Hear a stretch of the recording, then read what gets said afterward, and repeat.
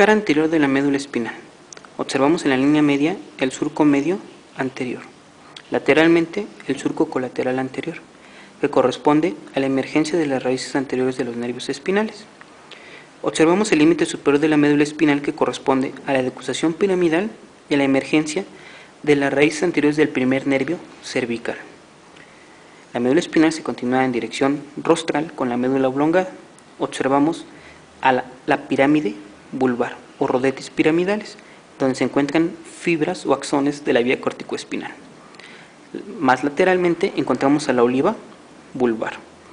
Entre la pirámide y la oliva, el surco preolivar, que corresponde al origen aparente del 12º nervio craneal.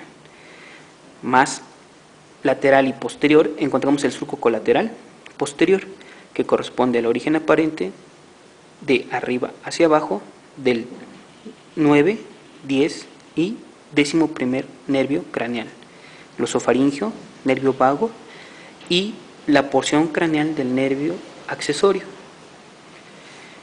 Cabe mencionar que estos nervios están saliendo del surco colateral posterior y no del surco preolivar, como mencionan algunos libros. Más hacia arriba observamos al puente. Entre el puente y la médula oblongada encontramos el surco médulo-pontino. De medial lateral observamos el 6º nervio craneal o nervio abducens, también conocido como motor ocular externo, ya que inerva el músculo recto lateral.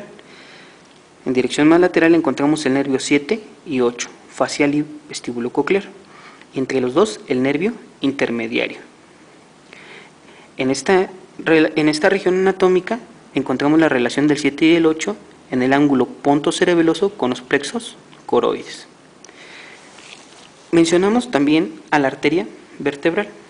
La arteria vertebral tiene ramas colaterales. Sus ramas colaterales sería la arteria pica, arteria cerebelosa póstero inferior, que se dirige a la cara inferior del cerebelo para irrigarlo. Otra de sus colaterales sería que da una rama que se une con la otra rama de la arteria vertebral contralateral para formar una sola arteria espinal anterior. Vemos cómo las arterias vertebrales se van a unir en la línea media para formar la arteria basilar. Dentro de los ramos colaterales de la arteria basilar encontramos a la arteria laberíntica o arteria auditiva interna, que se dirige con el 7 y el 8 hacia el meato auditivo interno,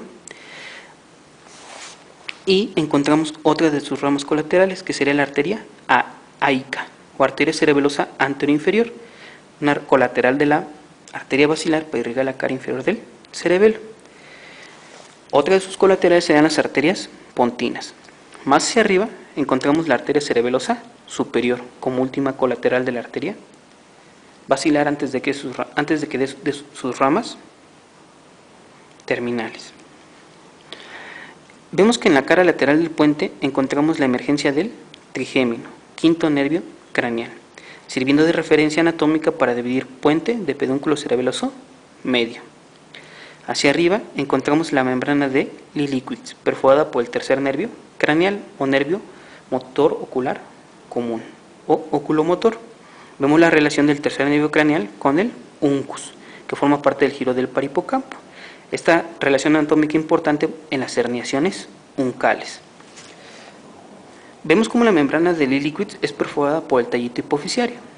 Observamos también a transiluminación cómo la arteria basilar da sus ramas terminales, observando en este punto lo que sería la arteria cerebral posterior en su segmento P1.